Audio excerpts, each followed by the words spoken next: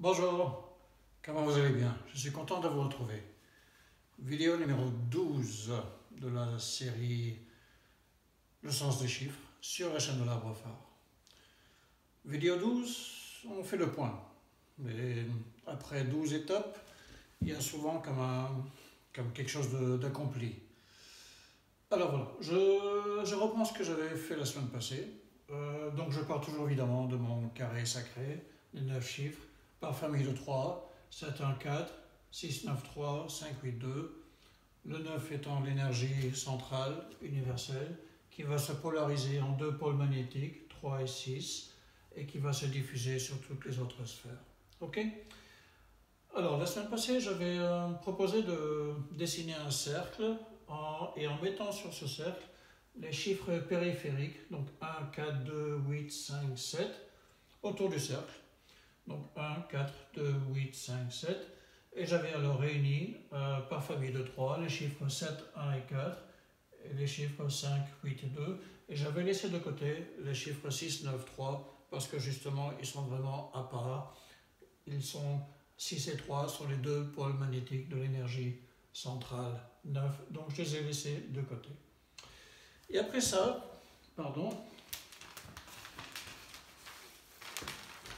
on a regardé ensemble le développement cellulaire. Ok? Donc je mets cette feuille sur celle-ci. Voilà. Et donc, qu'est-ce qu'on a regardé? On a regardé comment croît, comment se développe une cellule depuis une première cellule unique jusqu'à l'univers entier. Et en fait, qu'est-ce qui se passe? On avait dit que cette cellule va se diviser en deux, comme créant un clone d'elle-même. Et puis chacune des deux cellules va se multiplier en deux. Et par un multiple de 2, on va avoir deux cellules, puis 4, puis 8, puis 16, etc. Donc c'est ce que j'avais fait ici. Donc une cellule unique qui va se diviser en deux. Et puis les deux vont se multiplier, chacune vont donner 4 cellules. 4 fois 2, 8. 8 fois 2, 16. Mais vous le savez, si c'est 1, la racine numérique, ça devient 7. 16 fois 2, 32. 3 et 2, ça fait 5. 32 fois 2, ça fait 64. 6 et 4, 10. 1 et 0, ça fait racine numérique 1. Puis je continue. 64 fois 2, ça fait 128. 2 et 1, 3 et 8, 11. 1 et 1, 2, etc. Et qu'est-ce qu'on avait remarqué?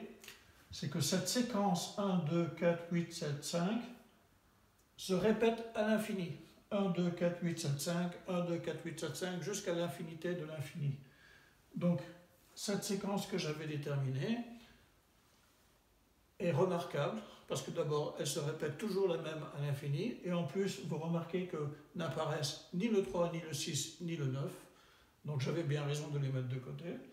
Et en plus, c'est à la 7e rangée, la 7e position, qu'on recommence à l'unité. 7, et puis toutes les 7 positions, 7e, 14e, etc.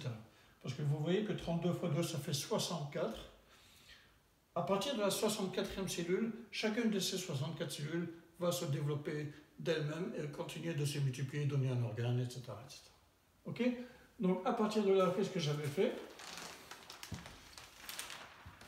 J'avais dessiné sur ce cercle des traits qui reliaient les chiffres qui formaient cette séquence. Donc j'étais parti du 1 vers le 2. Le 2 multiplié par 2, ça m'avait donné 4. 4 fois 2, 8.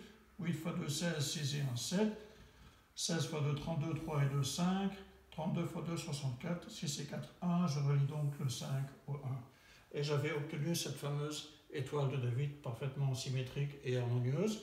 J'avais replacé mon 9, évidemment, au centre de cette étoile, et nous avions vérifié ensemble que le 3 devait bien aller là, à l'intersection de ces deux croisements, et le 6, bien sûr, à gauche.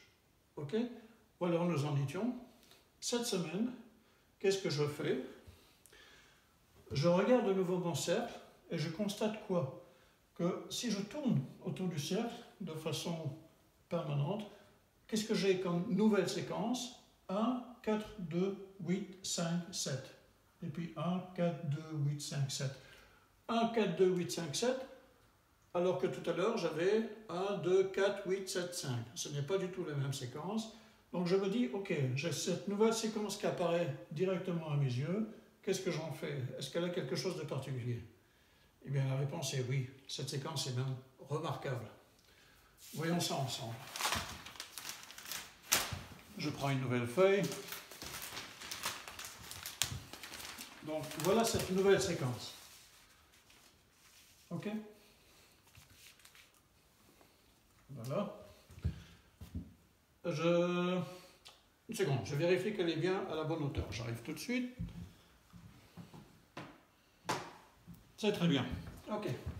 Donc voilà ma nouvelle séquence. 1, 4, 2, 8, 5, 7. Celle qui se trouve à la périphérie de mon cercle. Qu'est-ce qui se passe quand je regarde cette séquence? Je commence par additionner tous les chiffres ensemble pour avoir la racine numérique. J'obtiens 27. 7 et 2, 9. Déjà, ça me rassure, c'est une séquence harmonieuse, c'est une séquence sacrée. Mais je vais un peu plus loin. Je divise cette séquence 2 par deux chiffres. 14, 28 et 57. Puis j'ajoute 14 à 28 et à 57. Qu'est-ce que j'obtiens? 2 fois 9. Je les regroupe par 3. 142 plus 857. Qu'est-ce que j'obtiens? 3 fois 9. Un truc encore assez remarquable. Je prends 142 857 que je mets au carré. Qu'est-ce que j'obtiens? Un assez grand nombre. 20 milliards 408 122 449. Mais ce qui est intéressant, c'est que si je reprends ma séquence 142 857, eh bien je constate que ça vaut 20 408 plus 122 449. 142 857, racine numérique 27, qui correspond à 2, 7, 9. 9 c'est quoi? C'est 3 puissance 3. On en aura besoin plus tard. Ok? Assez sympa. Je continue. Je prends mon autre feuille. Je la dispose comme ça. Voilà.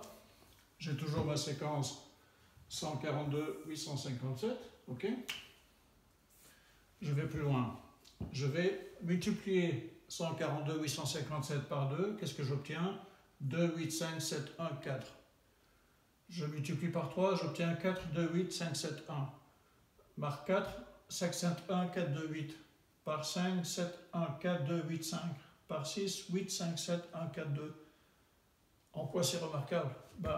Ce sont toujours les mêmes chiffres qui reviennent tout le temps. C'est la même séquence, dans le même ordre. Donc si je reprends ici 2, 8, 5, eh bien ça fait 2, 8, 5, 7, 1, 4.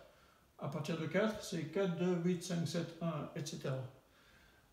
Au fur et à mesure que je multiplie par 2, 3, 4, 5, 6, j'ai la même séquence, je pars simplement d'un point de départ différent et je garde le même ordre. Toujours pas de 3, pas de 6 et pas de 9. Sauf que quand je multiplie 1, 4, 2, 8, 5, 7 par 7, qu'est-ce que j'obtiens?